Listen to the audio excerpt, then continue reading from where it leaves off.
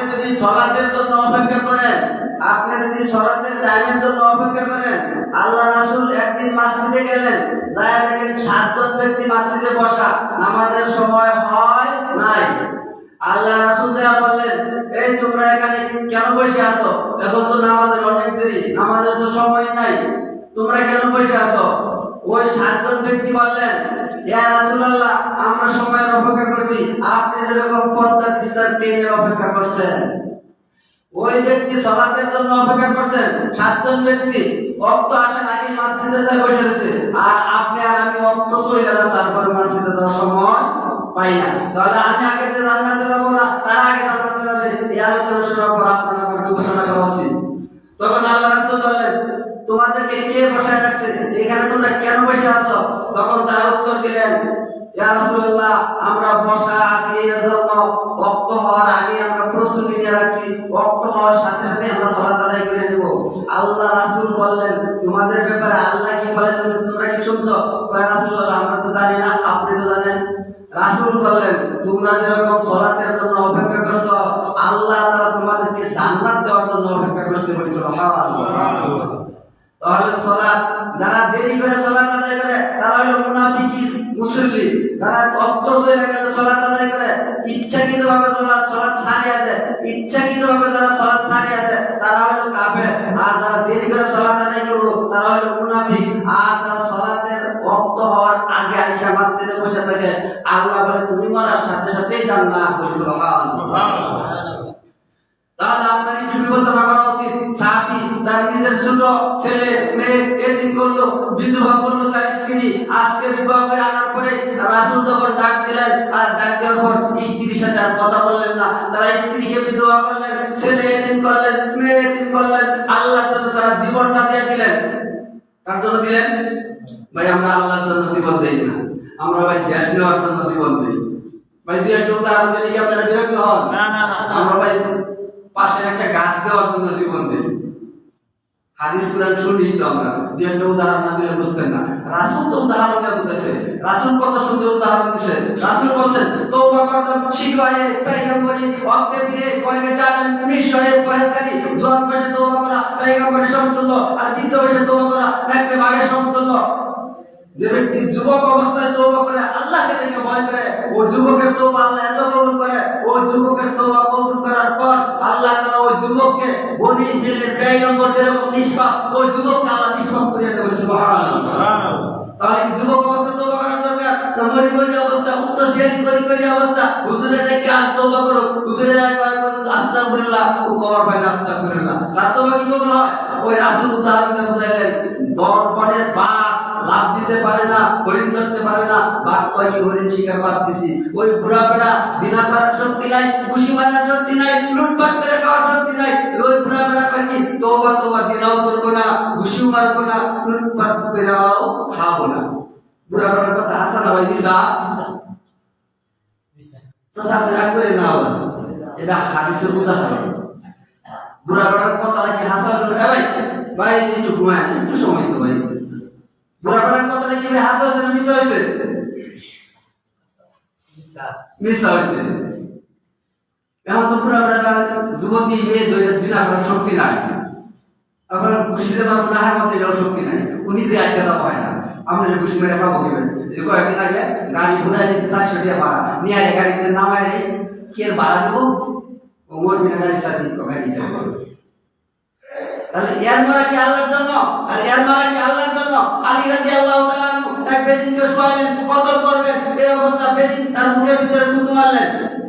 আপনি যদি আমার কতল করেন, আর আমি যদি এইভাবে থাকি, আর আপনি কতল করা অবস্থায় যদি আপনার মুখে সেম করি, জানাতে জন্য বলেন তো আমার সামনে মারবেন? দেরি করবেন তাড়াতাড়ি তাড়াতাড়ি। আলী রাদিয়াল্লাহু তাআলা আনহু বেদিনকে শোয়ালেন, কতল করবেন, এই কতল অবস্থা বেদিন আলী রাদিয়াল্লাহু তাআলা আনহু মুখের ভিতরে থুতু মারলেন, সাথে সাথে আলী রাদিয়াল্লাহু আনহু ছেড়ে দিলেন। ছেড়ে দেওয়ার পর বেদিন দাঁড়ায় বলে, ভাই ব্যাপারটা তো বুঝতে পারলাম না, তুমি আমাকে কেন ছেড়ে দিলা? তো ভাই আমিও তো বুঝতে পারলাম না, তুমি মারা দেওয়া বাঁচার কোনো উপায় নাই, কত কাকু তুমি কি করবা, আপনার সভা ক্ষমা সভা ভাই ছাইয়া দাও, তুমি আরো পাল্টা আমাকে সেভ মারলা, তার কারণ কি? বেদিন বলে, ভাই তোমার হাত থেকে বাঁচার আমার কোনো উপায় নাই, আমার জানা হয়ে গেছে, কিন্তু প্রতিশোধ নেওয়ার সুযোগ পাবো না। এই মুহূর্তে প্রতিশোধ নেওয়ার জন্য তোমার মুখে থুতু হইয়া দেখা বেদিকে কিনে আরো বেদিন কো ভাই এর মুখে থুতু মারলে তোমার আরো রাগটা বেশি হবে, তুমি তাড়াতাড়ি দাতা দিবা, আস্তে আস্তে বানালে তো কষ্ট বেশি হইতে পারে। বেদিনের নিয়ত কি আর আলী রাদিয়াল্লাহু তাআলা এর নিয়ত কি? এই জন্য বলা হয়েছে বুখারীর প্রথম নাম্বার হাদিস, ইন্না আলা আমাল বিনিয়াত। বেদিন নিয়ত করছে থুতু মারাছে, প্রতিশোধ দিল, আর আলী রাদিয়াল্লাহু তাআলা থুতু মারার সাথে সাথে ছাড়িয়ে দিল। আলী রাদিয়াল্লাহু তাআলা বলল, ইন্নাহু আলিমুম বিযাতিস সুদূর, সূরা মুলুক 13 নম্বর আয়াত। আলী রাদিয়াল্লাহু তাআলা বললেন, এই বেদিন প্রথম তোমাকে কতল করতে চাইছিলাম আল্লাহকে খুশি করার জন্য, যখন তুমি আমার মুখে থুতু মারছো আল্লাহর কথা তখন স্মরণ নাই, মুখে সেম মারছো, আর কি সারা নাই। এখন যদি কত করে কিয়ামতের দিন যদি আল্লাহ জিজ্ঞেস করে, ওই আলী তোমার মুখে থুতু মারার কারণে কত করছো, তুমি আমি আল্লাহকে খুশি করার জন্য করো নাই, তাহলে কিয়ামতের দিন আল্লাহ তাআলার নিকট আমি জবাব দিতে পারবো না। যখন আল্লাহ অন্তরের খবর রাখেন, আমার অন্তর পরিবর্তন হয়ে গেছে, যখন তুমি থুতু মারছো আমার আগের কথা আর মনে নাই, থুতুর কথা আমার মনে আসছে, আরে আচ্ছা তাহলে অন্তরের খবর কি জানে ভাই? আল্লাহ জানেন।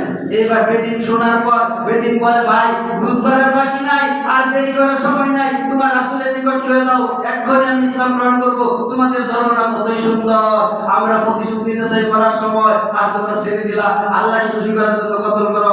এজন্য আল্লাহ তাআলা সূরা আনআম আয়াত নাম্বার 162 এই আয়াতে ইরশাদ করেছেন, কুল ইন্না সলাতি ওয়া নুসুকি ওয়া মাহইয়ায়া ওয়া মামাতি লিল্লাহি রাব্বিল আলামিন। আল্লাহর জন্য সালাত আদায় করো, আল্লাহর জন্য কুরবানি করো, আল্লাহর জন্য বেঁচে থাকো, আল্লাহর জন্য মরে যাও। আমরা আল্লাহর জন্য বেঁচেও থাকি না, আল্লাহর জন্য মরিও না, আল্লাহর জন্য মারিও না।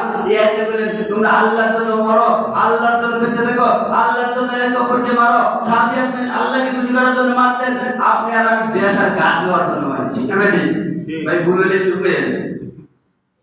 আমরা কি আল্লাহকে খুশি করার জন্য একটু সময় দিতে পারি না? তারা আল্লাহকে খুশি করার জন্য দান দিয়ে দিলেন, দানের দিকে মায়া করলেন না, আল্লাহকে খুশি করার জন্য তারা দান দিয়ে দিলেন। আর আমরা আল্লাহকে খুশি করার জন্য শুক্রবারের দিন, পবিত্র দিন, কুরবানি হজের দিন আমরা একটু আগে আসতে পারি না। যদি এই কথা শোনার পর যদি আমি আর আপনি যদি নিয়ত করি আল্লাহ যতদিন বাঁচায় রাখবো আমি আজানের আগে শুক্রবারের দিন মসজিদে আসবো, এই নিয়ত করলে সম্ভব না অসম্ভব? আর যদি এই নিয়ত করি এত আগে যায় কি করবো, উনি তো উনি ভর্তি দিন একটা পরে যেত, এই নিয়ত করলে কি অসম্ভব? আগে কখনো না। আগে জান্নাতে যাইতে চান, আগে মোটরসাইকেল চালায় সবাই পিছিয়ে বলে আগে যাইতে চান, সব জায়গায় আগে যাইতে চান, জান্নাতে আগে যাইতে চান না। যারা জান্নাতে আগে যাইতে চান, ওয়াক্ত হওয়ার সাথে সাথে যারা সালাতের জন্য দাবিত হয়, তারা সালাতকে গুরুত্ব দিয়ে আদায় করে, যারা সালাতের জন্য আগে আগে যায় তারাই জান্নাতে আগে যাবে। হাদিসের মূল বক্তব্য সেইটা।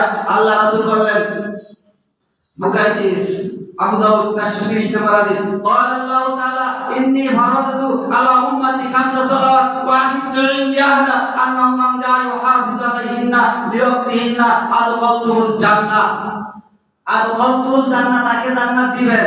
পরের শব্দ কি বলে শুনেন, আদখালতুল জান্নাহ ওয়া মান লাম ইউহাফিজ আলাইহিন্না লিওয়াক্তি ওয়া মান লাম ইউহাফিজ আলাইহিন্না, তারাও সালাত আদায় করছে কিন্তু তারা ওয়াক্ত মতো আদায় করে নাই। তারা তাদের কাজ শেষ করার পর, কাজ সমাধান হওয়ার পর আগে কাজ শেষ করছে, তারপরে যায় সালাত আদায় করছে। জামাতেরও খবর নাই, ওয়াক্তেরও খবর নাই।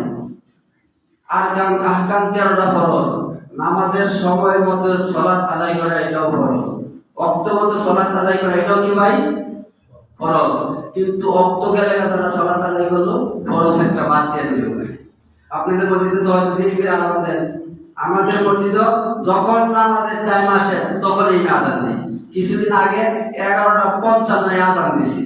কিছু মানুষ বলছে যে ইমাম সাহেবের তো মাথা নষ্ট হয়ে গেছে, আবার কেউ কেউ নাকি আমার গরিব নষ্ট হয়ে গেছে। যখন 11:55 আযান দিছি 12টা বাজার আগে, 12টা বাজার আগে আযান দিছি, ওর মাথা তো 12টা বাজে উঠছে। গরিব নষ্ট না, ইমাম সাহেব মাথায় নষ্ট।